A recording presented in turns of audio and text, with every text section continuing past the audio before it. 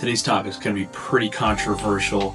It is going to be on PCCs today and my use case for them. I'm going to make a case of why I'm going to pick my PCC over something like this. So this is my 10.5, something I've put together over the last couple of years.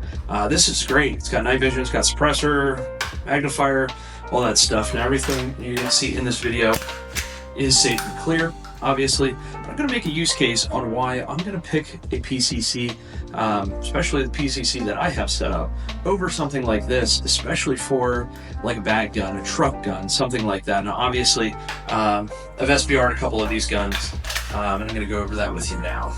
So before I get started on that review, I want to give you guys a big shout out. Thank you so much for all the positive comments I've gotten, all the feedback that I've gotten. I'm just starting out here on YouTube and kind of getting the reins, the hang of everything here. So I really wanted to say thank you to everybody that viewed my last video, commented on it, liked it, gave me feedback on it. It was fantastic.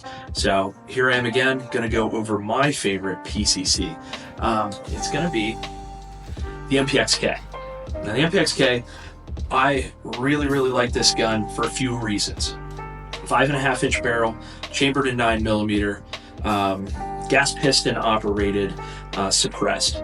This is my go-to for a bag gun, something that's small, compact. I don't have to put it together. I don't have to break that gun down, take the suppressor off to get this gun ready to fire. With the brace, or this stock, folded, it can still fire. I can pull this gun out, obviously safe and clear, but rack it and fire if I need to.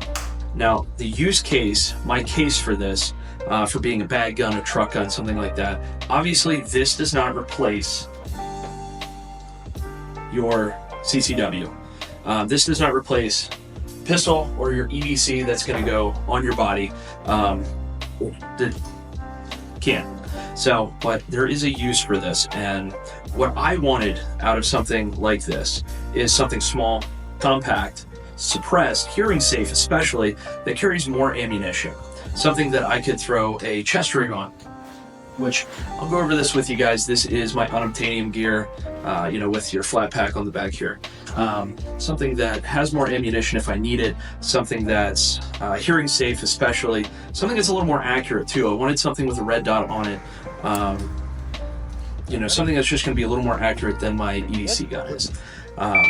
This does not replace my EDC, but if in any case, for any reason, I come home, doors kicked in, something like that, that I feel I need more ammunition, active shooter situation, whatever the case is, obviously there is a time and a place for something like this.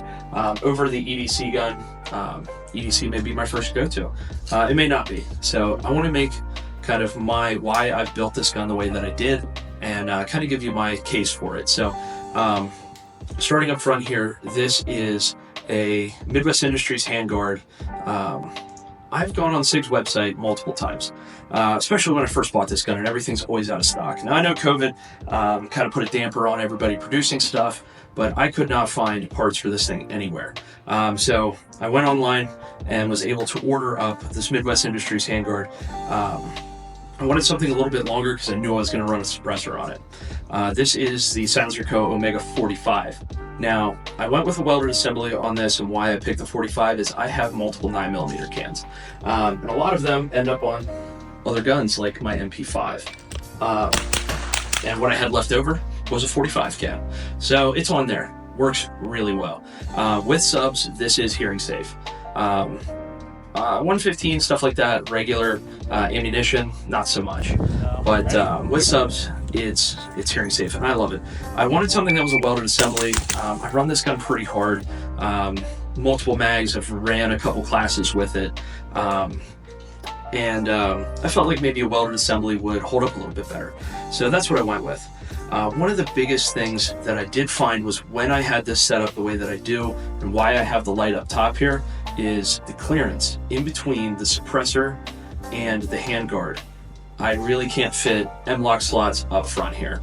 Trying to put a Picatinny rail or something like the Surefire light, which I had on it for a while, ended up rubbing the suppressor. I didn't really like that, you know, especially if this thing flexes a little bit. I didn't like it. So my solution was to run this Streamlight. So this is, I believe, yeah, the RM2, TLR RM2. It's really cool is this comes with a button right on the top, kind of like your Inforce lights. So when I grab this gun, and button for it is right here. Now the box says on this thing 1,000 lumens, and I believe it is bright. So it's really great. I think that this was my solution and why I have it set up this way. Now I did have a Steiner CQBL. Picked it up at a local gun store, used. It ended up on my 10.5.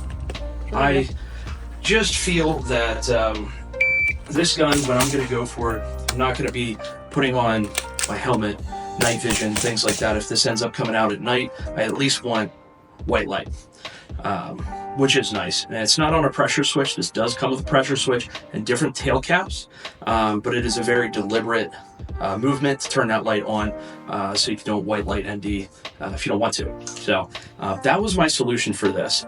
It's kind of a weird problem to have. Even with a smaller can, a 9mm can on it, still things were not fitting. So I definitely wanted to find something else, and this was a great solution. And it's pretty inexpensive. So I think that this was about 120 bucks. So it was great.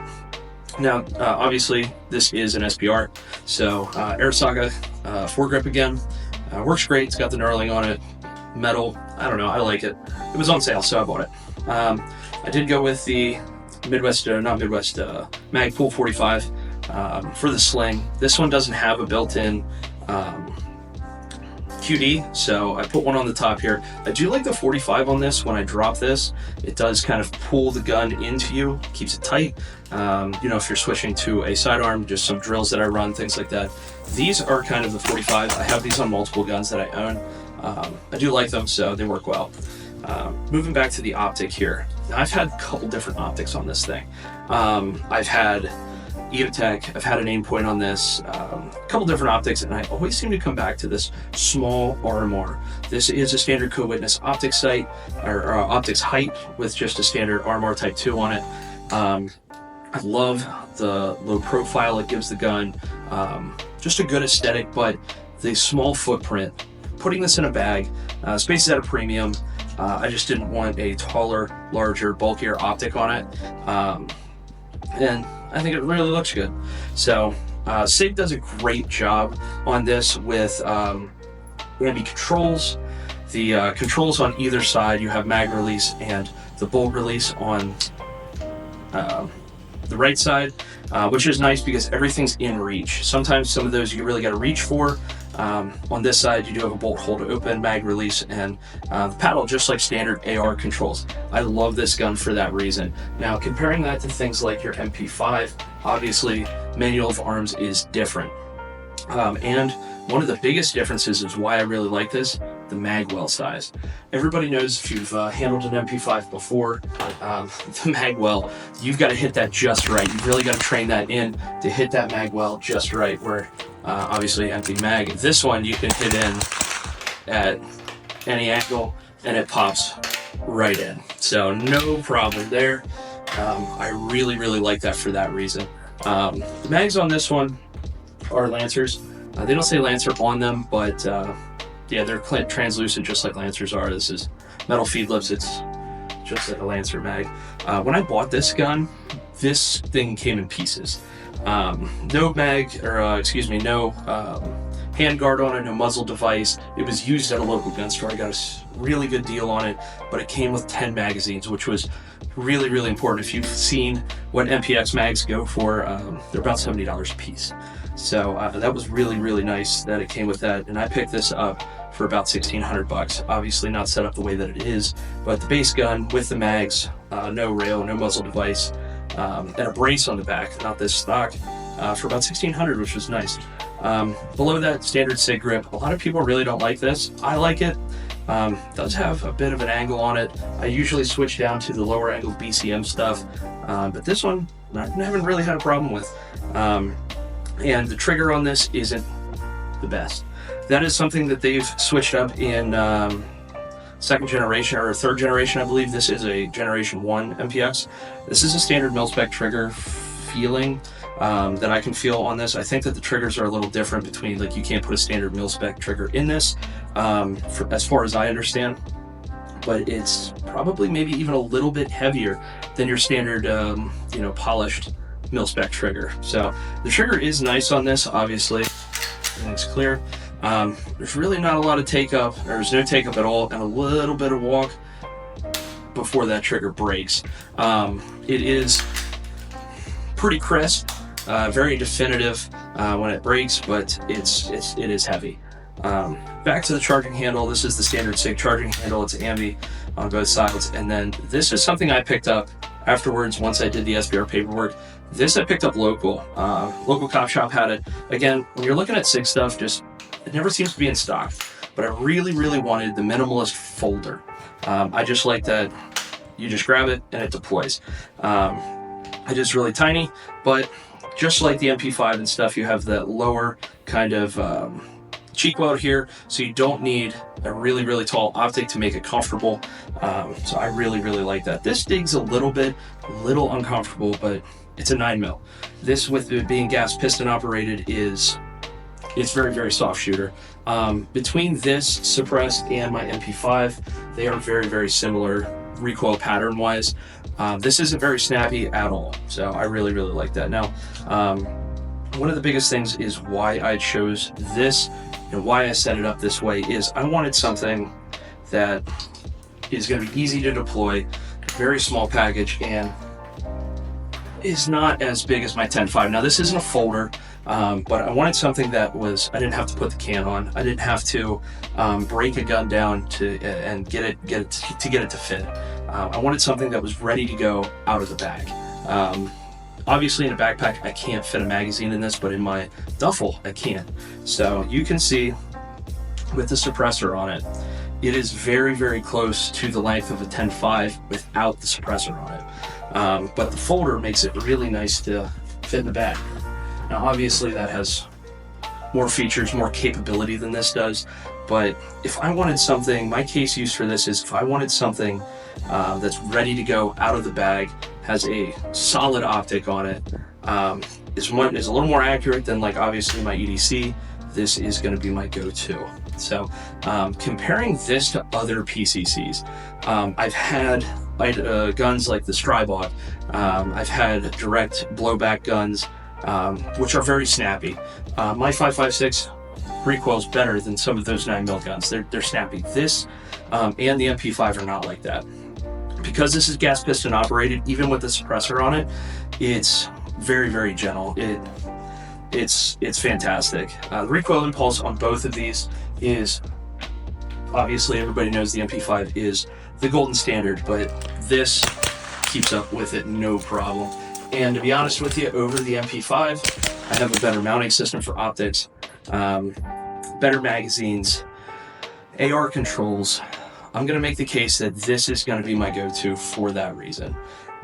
I really, really like those features on it, and SIG did a really fantastic job. Now, let me know down in the comments here, obviously, what you guys think. Would you go with something that has a folder 300 blackout over something like this? I know everybody is kind of on that PCC's 9mm stuff is, you need a rifle caliber, you need something that has more velocity, things like that, than what a PCC has to offer.